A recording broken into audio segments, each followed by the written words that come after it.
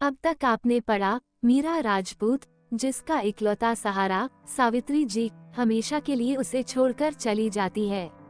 मीरा की दोस्त निधि उसे अपने घर ले आती है, जहां निधि के घर वाले उससे बहुत ही अच्छा बर्ताव करते हैं और उसे वहां रुकने की परमिशन मिल जाती है। निधि का बड़ा भाई अर्जुन जब मीरा को देखता है तो उसे मीरा अच्छी लगती है।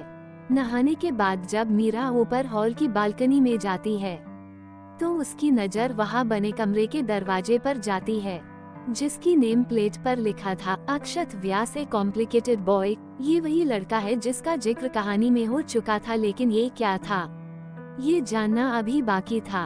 अब आगे बाल सुखाकर मीरा वहां से निधि के कमरे की ओर आती है। रघु कमरे की सफाई कर चुका था। निधि अपने और मीरा के लिए कॉफी ले आई और उसे लेकर अपने कमरे में आई। मीरा ने देखा कमरा बहुत खूबसूरत था।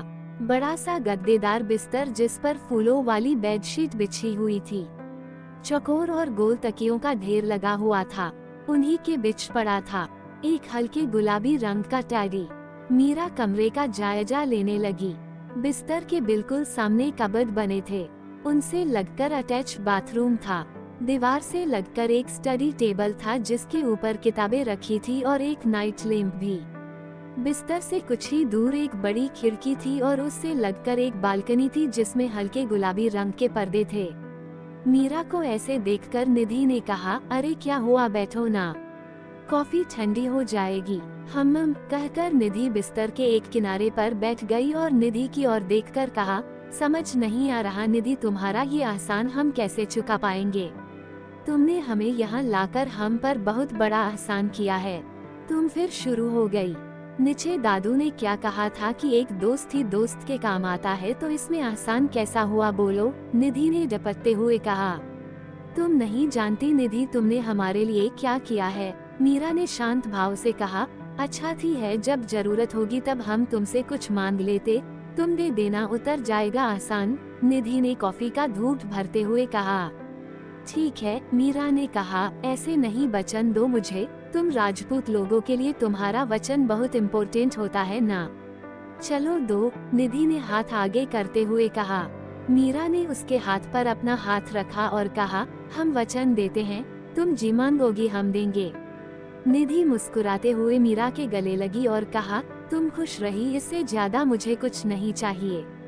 मीरा भी मुस्कुरा दी। निधि ने वहीं बैठे बैठे मीरा को घर वालों के विलसे सुनाने शुरू किए। चलो मैं तुम्हें सबके बारे में बताती हूँ। सबसे पहले दादाजी के बारे में। दादू एकदम मस्त इंसान है, मैंने कभी भी उनको गुस्सा करते नहीं देखा, हमेशा हंसते मुस्कुराते रहते हैं। सबसे ज्यादा प्यार दादी माँ को करते हैं, जानती हो उस जमाने में भी दोनों ने लव मैरिज की थी। हाउ रोमांटिक ना। दादी माँ कोलकाता से है, इसलिए साल में एक बार दादा दादी वहाँ जरूर जाते हैं। एजे लव बर्ड्स। हंसने लगती है निधि, इस उम्र में भी उन दोनों के बीच इतना प्यार है। सच में दादी माँ बहुत लकी है, मीरा ने कहा। निधि मुस्कुराए और कहने लगी, हाँ बिल्कुल, उन दोनों के बाद मम्मी पापा है। पापा तो हर वक्त काम में बिजी रहते हैं और मम्मा पापा की जरूरतों का ख्याल रखने में बिजी रहती है। जब घर में हो तब भी और ऑफिस हो तो फोन करके उन्हें खाने दवाइयों के बारे में दिलाती रहती है। निधि रुकी और मीरा की ओर देखकर कहा, पता है मीरा, मम्मा पापा ज्यादा बात नहीं करते, फिर भी मम्मा को पता होता है कि पापा को किस वक्त क्या चाहिए। इंटरेस्टिंग ना, क्योंकि उन दोनों में ढेर सारा प्यार है। मीरा ने निधि की बातों में दिलचस्पी दिखाते हुए कहा। हाँ, उसके बाद अर्जुन भैया बिल्कुल तुम्हारी तरह है, शांत, आदर्शवादी और चुप चुप रहने वाले। उन्हें शोर शराबा बिल्कुल पसंद नहीं है। MB किया है और अब पापा के साथ मिलकर ऑफिस संभाल रहे हैं, निधि ने कहा। सब हो गए, मीरा ने उठते हुए कहा। निधि ने मीरा का हाथ पकड़कर वापस बैठाया और कहा, अरे एक इंसान के बारे में तो मैं बताना ही भूल गई। कौन? मीरा ने कहा, अक्षत भैया। दुनिया के 8वें अजूबे कहो तो गलत नहीं होगा, उनको ना आज तक कोई नहीं समझ पाया है, मम्मा पापा भी नहीं। अभी अभी कॉलेज खत्म हुआ है उनका, हिस्ट्री में कॉलेज में टॉप किया है उन्होंने, निधि ने चाहते हुए कहा। नाइस, मीरा ने धीरे से कहा।